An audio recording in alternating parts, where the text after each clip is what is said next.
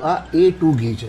A2 ઘીમાં એક specific protein કે જે કોઈ પ્રકારની ડાયજેસ્ટિવ પ્રોબ્લેમ નથી કરતું. એન્ટી એજિંગ ક્વોલિટી A2 ઘીમાં જોવા મળે છે, જે આપણા શાસ્ત્રોમાં કહ્યું છે. ને એટલે જ કહ્યું છે, યાવત જીવેત સુખમ જીવેત ઋણમ કૃત્વા ઘૃતમ પીબેત. જેટલું જીવો સુખેથી જીવો અને ઋણ કરીને બી દેવું કરીને બી ઘી પીઓ. ખરેખર દેવું કરતા નહીં, આ મેટાફરિકલ છે. દેવું કરીને ઘી ના પીતા. બીજું, ઘી છે ને જઠરાગ્નિ પોષક છે, એટલે કે ડાયજેસ્ટિવ એન્હેન્સર. એના જે બ્યુટીરેટ્સ છે એ ગટ હેલ્થને ખૂબ જ સારી રીતે એન્હાન્સ કરે. ગટ બ્રેઇન એક્સિસ વિશે આપણે જાણીએ છીએ.